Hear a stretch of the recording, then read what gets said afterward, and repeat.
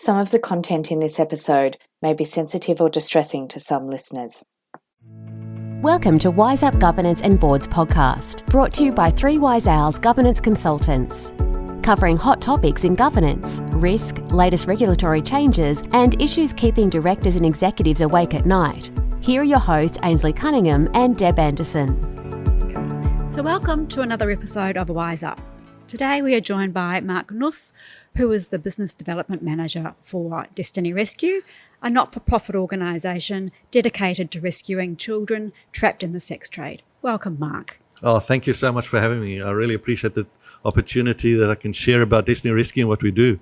I think we're one of the best-kept secrets in Australia, so we've been doing this for 18 years, but yeah, thank you so much. Tell us how you got involved with Destiny Rescue. Yes, well, how I got involved is one of my best mates, as you can hear, I've got a South African accent, so excuse that, but I've been living here for 20 years in Australia, and one of my best mates, one of the guys I met right from the beginning, and we're still best mates, is his name's Carl, and I found out from Destiny Rescue through him and his wife were, in 2011, they were moving over to Thailand to go and work at one of our centers there. And my wife and I got involved by funding them to be part of the funding campaign to get them over there and look, and then giving them money as for the period they were staying there to help them so that they can do the work they were doing for Destiny Rescue. So I got involved from a giving point of view, from a funding point of view, and then kept on donating along the way. And then over a year and a bit ago, got a call from Destiny Rescue, and they said, "Do you want to do more?" And they knew that I give it your all. Yeah, I've journeyed with them for quite a long time already, and they said, "You want to do?" And it was I didn't even have to think twice. It was a split second. Yes, what can I do? And that's how I got involved. So now I'm full time with Destiny Rescue, and it's been a great journey for me. So I really love it. And so, what's your role? My role is to interact with our existing donor base, because we're 100% not for profit. We don't get any assistance from any government levels, although we help certain government departments internationally, and even have been involved with the federal police from Australia as well. But we don't get any assistance anywhere. But we're a tier 1 registered not-for-profit with the Australian government, and so get our money through donations. So my role is to spread the news, get the word out there about what we do, and also to help people who want to maybe fundraise for us, and like getting onto podcasts and vodcasts, so forth, to spread the news and tell what we do. And then I've also had the privilege to go undercover with our permanent undercover teams in Cambodia and in Thailand, and to see firsthand and be part of it firsthand, to see what it takes to rescue those children out of these hellholes we find them in. And that was really, for me, it brought it really home. I counted it as a total privilege to go with our permanent guys. We've got guys, permanent gentlemen, all over we're in 7 different countries, and mostly Southeast Asia. So we're in the Philippines, in Cambodia, Thailand, and the Dominican Republic. And then we've also got a few other undisclosed nations. Just purely for political sensitive reasons, we can't mention them on air. Sure. But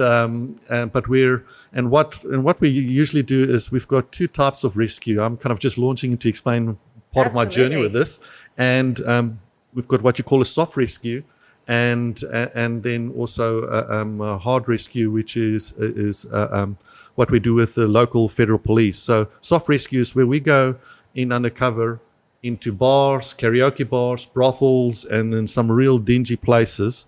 And we're basically act like we're sex tourists, because sex tourism is a huge, huge thing. And the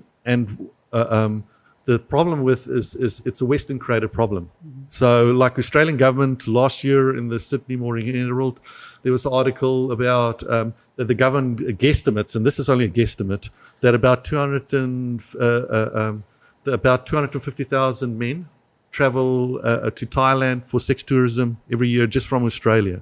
Now you multiply that from all the different countries. People are from Germany, from England, from South Africa, from everywhere. So that's why we can go undercover, because like why, when I went with when I went undercover on my trips there to Cambodia and Thailand, is I look like the perpetrators. I look like them. So you fit the stereotype. Yes, I fit the stereotype very well, and so that's how we can go into these places, and they wouldn't know us for a difference. And we've learned how to handle ourselves, that we don't stand out. The whole thing is you don't want to stand out, and then that way we can go in there, and then we start, looking for underage children that have been trafficked into it. And it's amazing how many is just there, right there in the open. And, my own experiences, when one of the first places we went into, I saw this one young girl and I called her across and asked her to come sit with me. So for her, I just was another perpetrator, another John sitting there calling her over. But the thing that really hit me is there I was sitting with this girl, and I've got 4 children, and my 2 younger ones are 12 and 10 years old, and here I'm sitting next to a girl, and I've worked out her age was around the 13-year-old girl sitting next to me, so nearly the same age as my own daughter. I'm going, this is somebody's child sitting next to me, being forced to do something that she would have never dreamed to do. So yes, it really hits home, and so that's part of what drives me to want to get the word out so much, because I'll think always of that 13-year-old that I was sitting next to, and going, absolutely. The reason why we go undercover is because they don't have a way of putting their hand up and say help. The World Labour Organization guesstimates, and remember, this is all illegal activity, so they can only do guesstimates. They guesstimate about every 26 seconds a child is forced into sex trafficking. So as we're having this conversation, another child's been forced into it, and it depends how long we go on with this, but every 26 seconds. And how are you finding with the travel restrictions at the moment? Is there a slowdown in this sort of? Yes, it's a double-edged sword. Yes, thank goodness for that point of view, that a lot of perpetrators and Johns can't fly over and do this. But what it's done is driven it more underground. So it's actually what it's done for us is our undercover guys have had to really up their ante and work even hard, even with the restrictions they've got there. Because what happens is these organizations, this kind of go further underground. And our guys have already seen that some bars, it'll look like, some of these brothels, it looks like they're closed, but they actually open in the back, so all the lights are off at the front, but they're still operating at the back. And also what's really pushing further now is also online abuse is happening. And we've started getting into online abuse, infiltrating certain networks there, with the help of, when we were talking earlier there, that there was a 2.5-year-old boy that we helped rescue, and it was a combined work through the British intelligence and the local Philippines anti-trafficking department. And us, and we were fortunate enough to set up a sting, and our guys interacted with them, and these guys, and like for example, this guy was basically he was a stepdad, and he was taking pornographic material of him abusing his stepchild, 2.5-year-old, and putting it on the dark web, and he was also organizing for pedophiles to come and fly over and abuse his child. And that's how we got into it. So we set it up, and with the help of the 2 different federal departments, and from England and from the Philippines. And we set it up, and fortunately, we took possession of the child and did the money changeover, and the man and his wife are now in jail, who organized it all. And that's just, I can tell you hundreds and hundreds of stories. Yes, but so unfortunately with COVID, getting back to that's what's happening. You're finding out that the online is increasing. And also what we really believe, and we're preparing for it, is there will be a flood of children once all of these restrictions are lifted. Because unfortunately what happens with also all these restrictions, poverty is a lot of times the motivating factor behind it. So, and there's so many different ways that these children get caught. So a lot of people just think it's just parents that sell their kids, and that happens. But a lot of it is these children get duped, but the pressure is finance. So when you've got all these restrictions, it doesn't really help the impoverished groups in all of these different nations. And so And that's what we're realizing. There will be a flood of children forced into this once everything's opened up. So we've got to prepare for that as well. Yeah, and then with the slowdown of tourism and yes, income yeah, stream, that's right. That's right. It's got a huge knock-on effect, and we've seen even from last, when there was the financial crisis, around that period of time. That's also when these activities increased. After that, or the fallout of that was also more and more kids found themselves, unfortunately, in these vulnerable positions to be exploited. And do you have, in terms of, I guess, rehabilitation type programs and sort of providing them an alternative income stream yes. so that they're not engaging in this sort of activity? Yes. So what we do is it's so multifaceted, the whole thing, and so. What we do is once we rescue the children, and they got there through different avenues. So some of them is purely,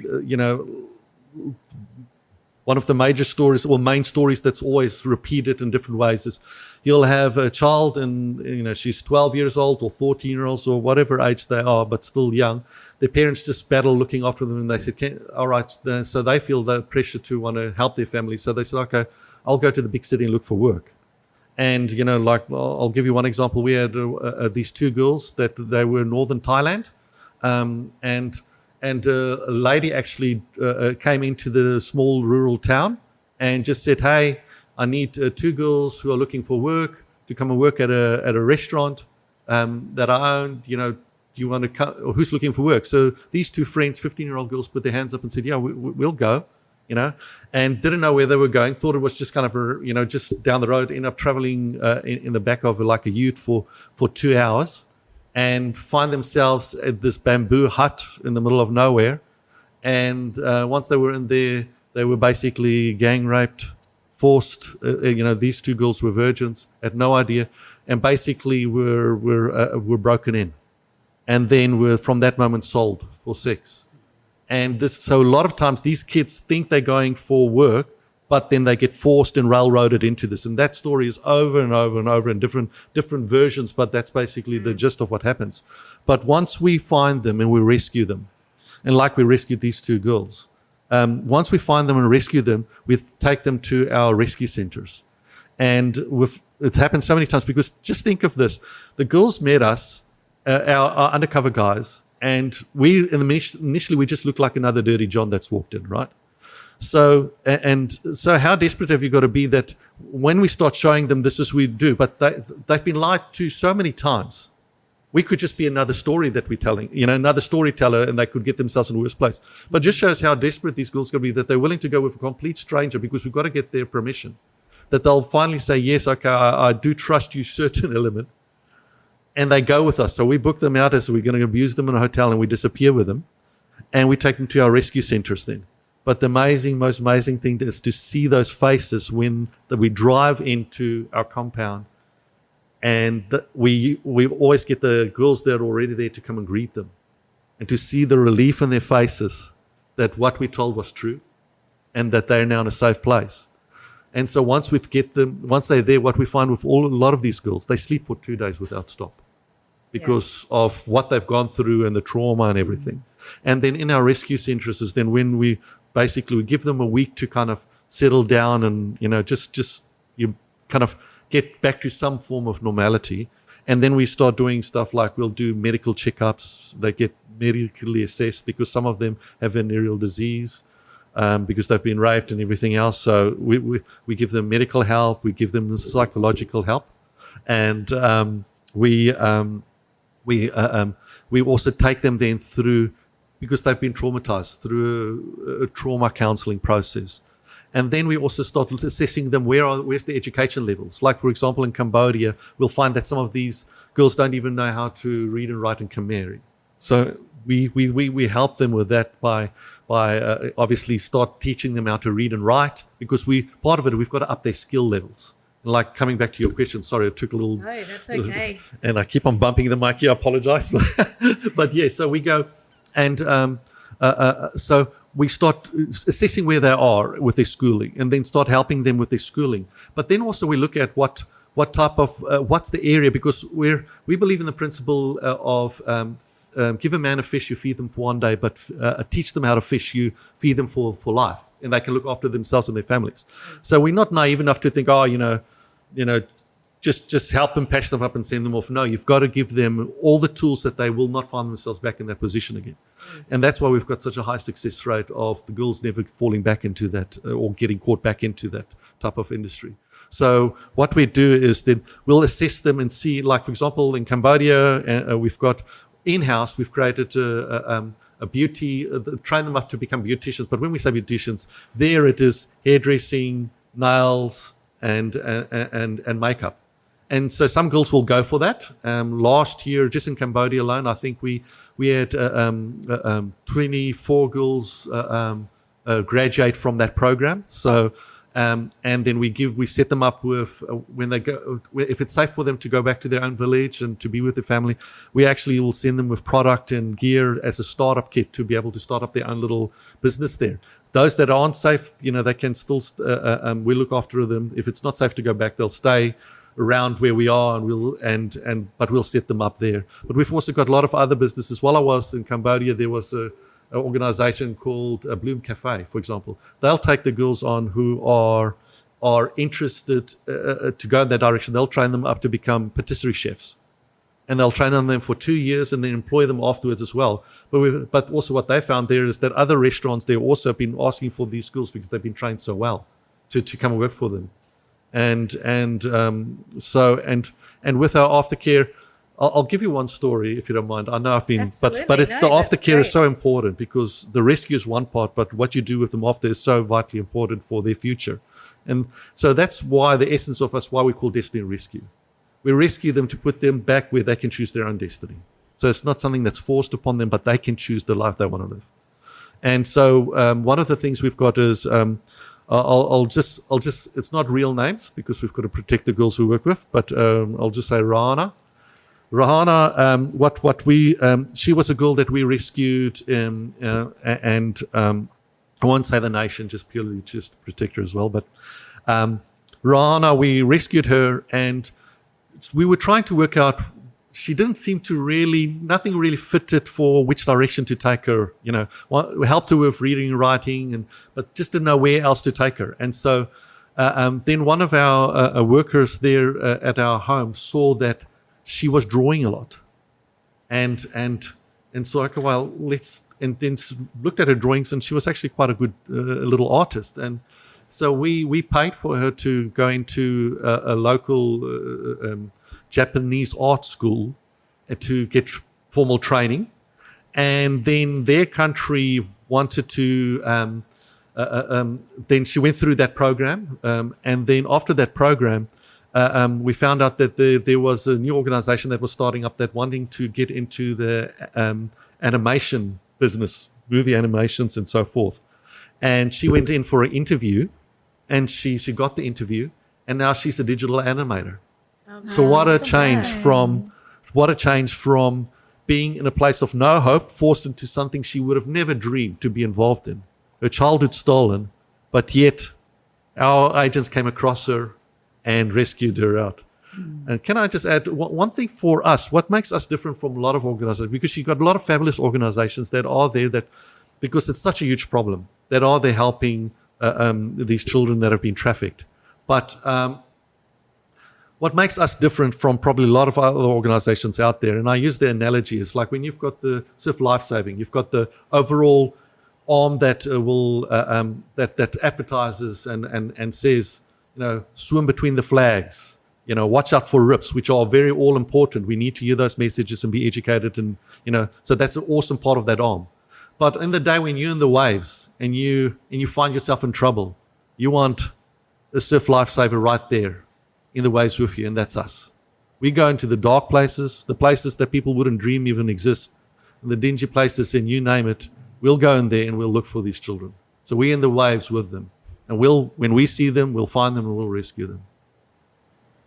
So from a cultural perspective, it's probably quite difficult for some of the rescued children to integrate back into their families? Yes, so in certain cultures, like some of the nations that I unfortunately can't mention, specifically one, it's a huge problem. With them, there we can't reintegrate them with their community because, like we had one case we had where the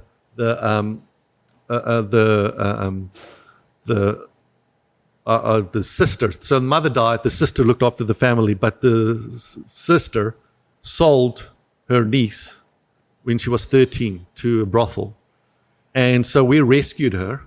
But what happened is after we rescued her, her brother, who was in a different town, actually ended up putting a hit out on her because he saw it as bringing shame to their family. Right. What she got on, she never chose to be in that, but she was forced in that. And that happens to so many times. So in that country specifically, we can't get them back to their family. And if their family was also totally innocent out of it, sometimes we'll help the family actually move out of the area.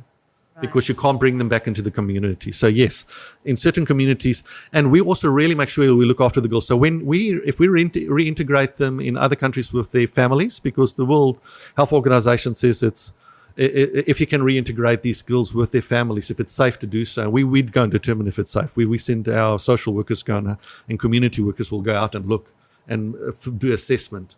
If it's safe, we'll get them back, but we never tell them where we found their child. We don't say your child was involved. That's up to the child if the child wants to divulge that. So we'll protect the child's identity and what they got, what they went through stays with us. So when we talk to the families, we'll just say she came across our path. We're just a benevolent organization, and we won't go give further details really of where we found her. And does it take how long does it take to build the rapport and trust? Well, sometimes it takes quite a long time to build a trust with some of these girls because some of these girls are so damaged that even if you show them, because we'll quietly show them what we do and photos of who we've rescued, but I mean, they're still taking a chance. I could just be another person that's telling a story. And so some of our undercover guys have had to, the longest we've had, which is very long, it was up to 2 years, but that's the minority. Usually it's 3 to 5 visits that we'll visit with them. That's usually where it sits. But we've had cases where, like, our guys went into just a little. It's called a bus stop, but it's basically a bunch. Buses do come around there, but it's basically just a whole bunch of bars and brothels, kind of in a U shape, kind of all around an oval type of form. And we went into one, and our guys walked into it, and it literally was just a dirt. Kind of a concrete floor. There were these little curtains along the way with beds behind it, and our guys that were there said they don't know how desperate you have to be to want to even lie in those beds, but that's where they would. So rightly, the guys would just take the girls and go and do whatever they wanted to do, and they were talking to these 2 girls there, and they felt at that moment that it's not safe for these girls to stay 1 second longer there. And so basically within 5 minutes, they broke their cover, told them what they were doing there. And these girls, so they only met these guys for 5 minutes. They tell them what they're doing and said, do you want to go with us? The girls said, yes. They should just walk down this dirt road a little bit, but we'll wait for you there. The girls kind of snuck out, went there and went with them. No idea where they were going. Driving in the dark on the back of the bikes of our guys. No idea where they're going. But that just shows how bad it was for them there. That they would rather take a chance with a complete stranger, and that was within 5 minutes. And we've had cases like that. Yeah. And in terms of, I guess, your tactical teams, do they have to have specialist training in terms of breaking through those language barriers? And see, unfortunately, English is the abuser's language. Right. So all of these girls, whether it's even the smallest level of English, they still know a little bit of English because it's an international thing. You get people from America, from everywhere. Like we do work with the FBI and so forth, where they've got, all these countries have got pedophiles and guys flying on from all over the world, and English is the abuser's language, if I can put it that way. So there's communication that way. Our guys know a little bit of depends which country they're in, and one of our undisclosed nations. There's one where we don't, as Westerners, go because they've got a form of temple prostitution, and so girls as young as 5 years old get forced into that. No choice. So all our guys that do the undercover work there are locals. So yes, and with our guys do get training. We've got a sister organization that we put guys that want to go full-time undercover first got to go through training. In the beginning, we learned as we learned a lot of things, what not to do, what didn't work, but really, and then got some professional help in, and we still got updated training that our guys go through. And in the beginning, I spoke about the soft rescues, but we've also got other big part of our organization is what we call hard rescues. Hard rescues is where we work with the local federal police in the different countries. We've had some problems, unfortunately, with some of the local police, where they'll, when we're in the beginning days when we're trying to organize a raid, that's trying to raid and close down the whole place. So it's not just rescuing an individual out of there, but actually going in and closing the whole place down, because we want to stop these, we want to just more than just rescue the tools. We want to stop the instruments that are causing them to get into that place. So with the raids, but in the beginning, police would organize a raid and somebody would have gone, like in one place where our guys were sitting, I won't mention the country, but sitting still undercover in the brothel, waiting for, just waiting, and next minute the local police, head of police walks in with his medals and everything, walks in, talks to the owner, takes money, bribe, and walks out, and we knew it was compromised. But now with the federal police, all these countries, they've got actually specialist divisions that deal with this, and they'll sometimes fly in from a different part of the country, and so the local police wouldn't even know what's going on. Yeah. And so we've seen great success with that. So our part there is we'll go in, set up our guys will go undercover, we'll gather all the information, because we want to make sure all the T's are crossed and the I's are dotted, so that when it goes to court, that these guys can't wiggle their way out. So we set certain things in place, we've got evidence, everything set in place, and then on the day of the raid, our guys will go undercover as if they'll go to want to book the child out, and once money's been exchanged and the child's in their possession, the raid happens, they get closed down. And I was so fortunate that one of the places that I was an honor to be with our undercover guys got shut down in Paria. So, and it was right in the heart of one of the main districts. So, and with those raids, we find out a lot of times we might have interacted with 2 or 3 children that we found there, but once we've done the raid, you find there's 6, 7, 8 or more that we just didn't come across our path. And in one raid we rescued 33 individuals. So it's so the raids are really it's one of the things we go. We'll always do the soft rescues, what we call soft rescues, when we go ourselves undercover, but we want to see these places shut down, and that's increasing. Like in the Philippines, we've really seen some major breakthroughs there. Like with everything happening now, unfortunately, with the coronavirus, people's finance is the thing that drives our raids, because raids cost for us roughly about $10,000 per raid, because there's so much of money that goes into building the case and preparing it and getting it ready and so forth. So we've got about 20 raids just waiting to happen. It's finances that's keeping them from getting there. And I'll use the Philippines, for example. The guys at one stage, they realized we were going to lose, some of these girls were going to be moved.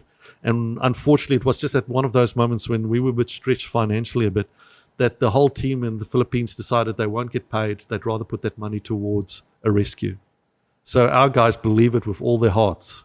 They're all in with this. So for them to say, you know what, we'd rather skip getting paid, we'll work it out later, but we'd rather get this raid done. Every day I just sit in amazement that I can be part of such an amazing organization that's got such amazing people working for them. And you get quite a few successful prosecutions? Yes, we do. And that's why over time we've learned really how to do our jobs and do it well. And so there's sometimes when it's a bit more difficult is the auxiliary parties involved. When they try, and sometimes those parts take longer. Sometimes you'll have people that weren't directly involved in the child's handover and so forth. When you're trying to go down the lines, sometimes you find that somebody gets off on a technicality, but directly people involved, we've got a huge success rate with that. So, yes. Do you have a lot of support from the local governments in these countries? We have from that specific federal departments, but no financial support. But they need our help as well, because, like I said, a lot of this is a Western created problem. And so I had people saying, well, because we started out of Australia, like I said, 18 years ago. The founder, Tony Kerwin, was an electrician here in Sunshine Coast. So, and him and a real good mate were the ones who started it off. But these countries do need our help. It's such a huge problem. And so, yes, we get help from the policing point of view and from sharing information and evidence, but no financial help, if that's more the question. But yeah, no, we've seen some real breakthroughs with the federal departments in all these different countries. And do you think with the changes that have come about to modern slavery reporting, do you think they'll have a positive impact on your organisation? Or I think not maybe specifically on our organisation, but more maybe on the effects, where people have got to realise where's the flow of money, who's being funded, where is it going. I think we've got to all be aware. This is a global problem. This is the second fastest illegal industry in the world, the second biggest, but the fastest growing illegal industry in the world. What you found is that a lot of these crime rings have worked out. If I'm a drug supplier, I've got to create the drugs in some dingy place somewhere. Then I've got to have this whole supply chain with different elements and get it to the client at the end of the day. But with this, they can take a child, have the child there, and that child will produce for them over and over and over, and the client's flight to them.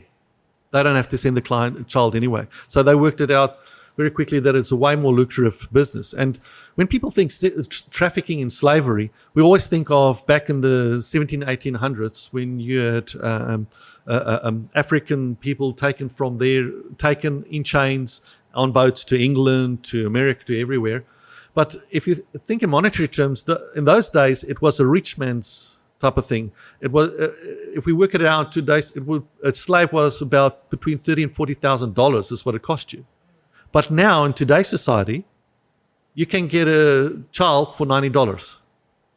So it's just opened up the market so big for these guys. And I never thought I would be in a society where there's no difference between a bottle of a beer for these guys, selling a bottle of beer or selling a human. And I'm sorry, but we've got to do something about it. And that's why I like to answer your questions, people have got to be aware of it. So it doesn't help us directly as an organization, but it brings awareness. And people have got to start thinking, okay, where's the flow of money going? Who are we funding? Who are we helping along the process? Have we looked down the line of actually where are these products coming from? Or where, where's my paper that's right. Where's my call center based? And that's exactly it. But for us as an organization, Westbank, there was some drama that came out in the media about their governance. And so they set up actually a specialist committee to help them. And we, once again, our CEO Fiona, got asked to be on the panel. So we're on the panel there. So for us as an organization, at least we know we're helping Australian organization to shine the light more on the problem we see every day. So as a community, what can we do to help reduce what we demand? can do? Yes, well, part of it is awareness, like what we're doing today. That's why thank you so much. Thank you so much that I can be here sharing what we're talking about. Pleasure. But yes, so it's awareness. People got to be aware, and like I spoke at a and sometimes the awareness is right at your doorstep, right in your face. It's like I was speaking at a university and explaining about this, and the one lady came to me and said, I've got to have a serious chat to my uncle. He travels 4 or 5 times on holiday to one of these places that you talked about, and I have had my suspicions, and I'm going to just ask him straight out, because unless we start talking about this openly, the more hidden it is, the more the prolific it grows. And so firstly is talk about it. Start sharing about it and how people can help. Also, like I said before, the more money we have, the more we can go and do it. And so donations for us that's our lifeline. And to tell you that, when I told you in the beginning when we started this, when I was sitting next to this 13-year-old girl, basically the age of my own daughter, sitting there, and her story was 3 months before I met her. She was in school. She's got a 10-year-old sister. Parents, her dad suddenly dies, unfortunately. The mum starts struggling, so she decides to pull herself out of school and go look for work in the city so that her sister could stay in school. So she goes and she gets railroaded. The wrong people get their hands on her and force her into this. So here I'm sitting next to this girl. And I'm realizing I couldn't have even sat there if it wasn't for me. Part of the heroes for me are people, normal mums and dads who are willing to put their hand in their pocket and say, you know what, I want to be part of this journey and donate money to us. And I could have not sat there next to her if it wasn't for people that donated and placed that so that I could be there.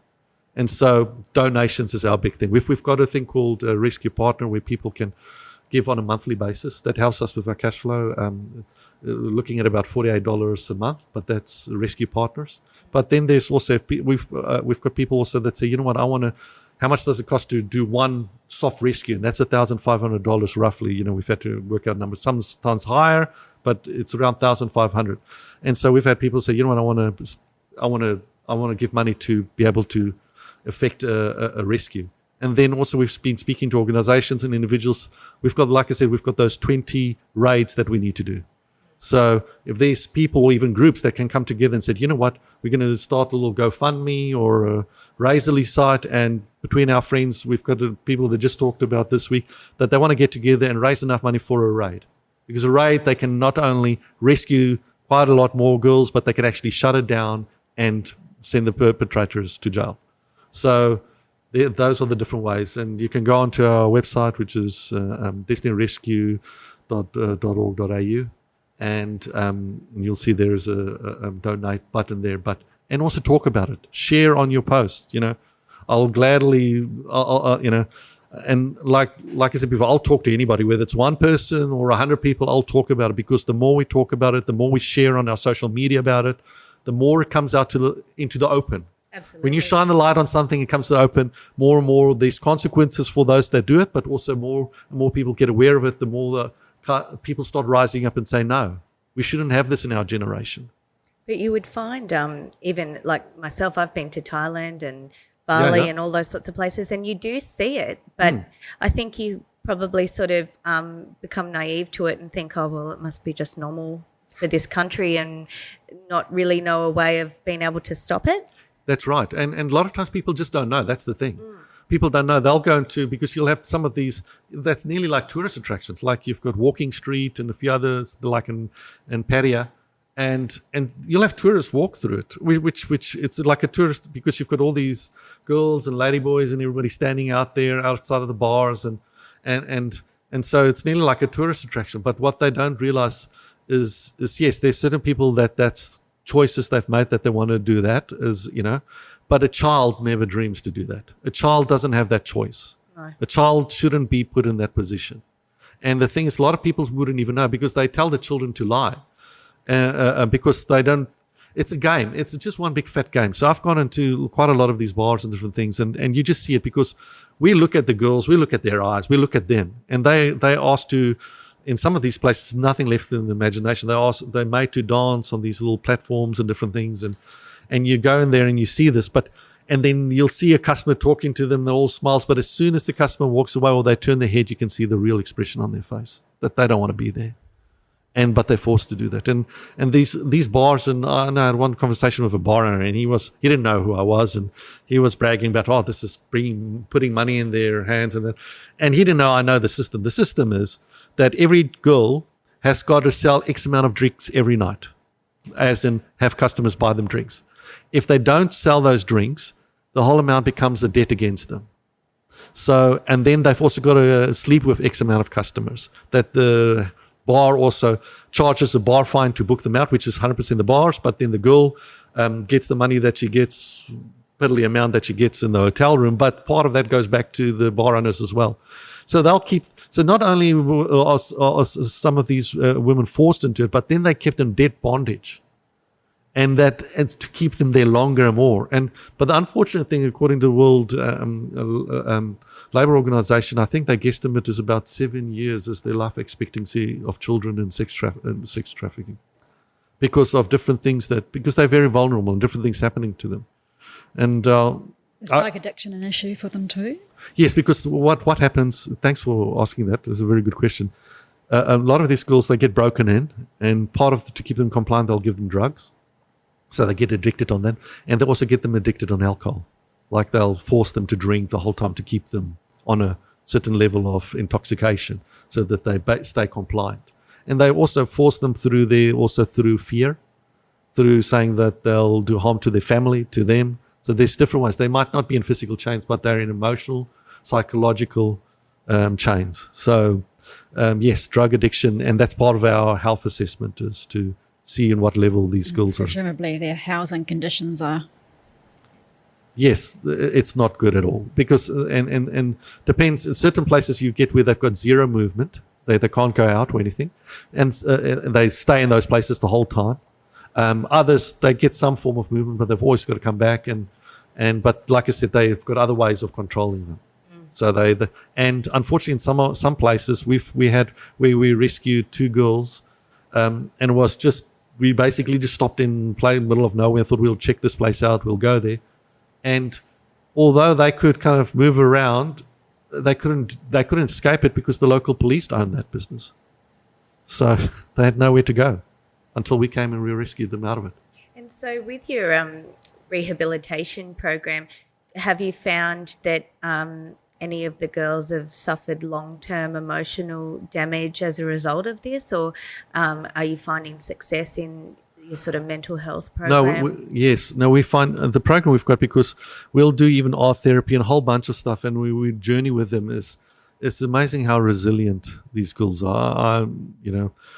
I've used the word euro a few times for people that are willing to give money and so forth, but these girls are also. The fact that they're willing to break these emotional shackles off, we give them the tools to do it, but that they're willing to say, no, you know what, I'm gonna go after my destiny. I'm going to go after my life. So we've got a big success rate with it.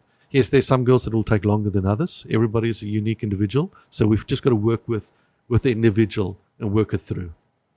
I love that you're providing a community too that supports them. Yes. They've all been through it, and they're all there to support each other. That's right. And we find that even some of the girls that just can't move back it's not safe to go back to their families or their villages, they'll actually find accommodations after they've gone through our program. They'll actually go together and find a unit and still could stay connected with the community and go out and find jobs and so forth. So, yes, no, we're very proud of what we've done, but there's so much more still to do.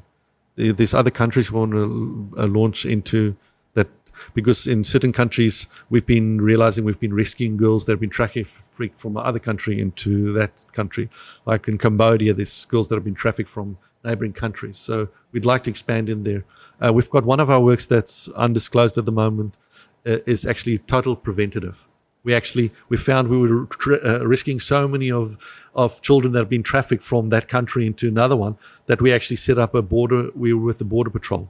So we'll actually work with the border police in this country and in certain hotspots where they cross the border, and we'll actually do interviews and assess, and we actually prevent children from being trafficked across the border.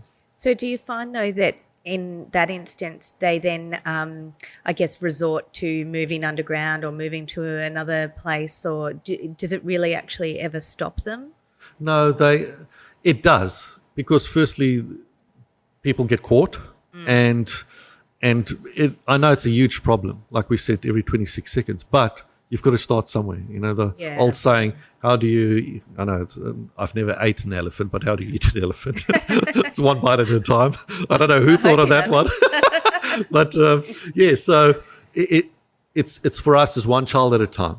And you can sometimes look at the problem and go, this is so big. But yes, but for that child, it was 100% difference. So for that child, they are not in that hell anymore, and they can choose their own destiny. And that's how we look at it. You can't save everybody, can you? But we try our hardest to.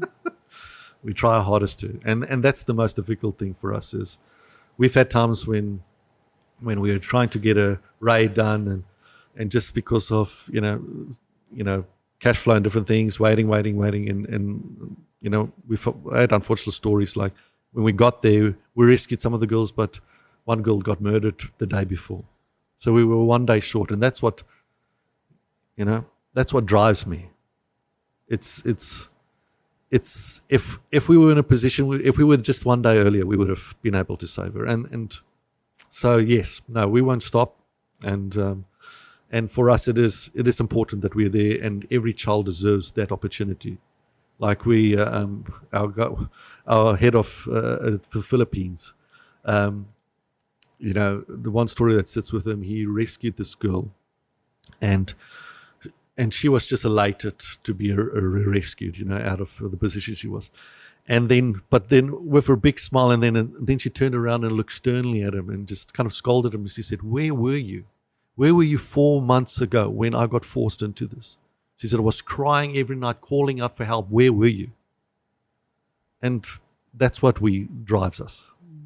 We want to be there, to be able to be the ones that take them out of that as soon as possible. You're doing such an amazing job. And I mean, for us, like you've mentioned a few things of how people can get involved and help, and you've sort of mentioned the website and donations. Do you guys hold any fundraiser events or things like that we can be a part of? Or yes, no, we look at different fundraising events. Unfortunately, with COVID, that's put everything to stop. I had a few things lined up that I had to just put a pin in it, and once that lifts, yes, we'll have fundraising events in different forms and ways that people can get involved with, definitely. So, I'll let you know once we get these restrictions lifted and we can start gathering in more than just a couple of people. Yeah, definitely. Yeah, no, happy to give you any help that we can. No, thank you so much. And once again, thank you so much for the opportunity that I could come and share our story. And like I said, I can talk for hours on this because there's so much that we're actually involved with. But yes, thank you so much. Yeah, thank you, Appreciate Marc. it. It's been amazing to hear about the wonderful work that Destiny Rescue and your team are doing. No, thank you so much. That's all for today. Until next time, happy podcasting. And remember, if you're enjoying the show, check out our other episodes and all things governance at www.3wiseowls.com.au.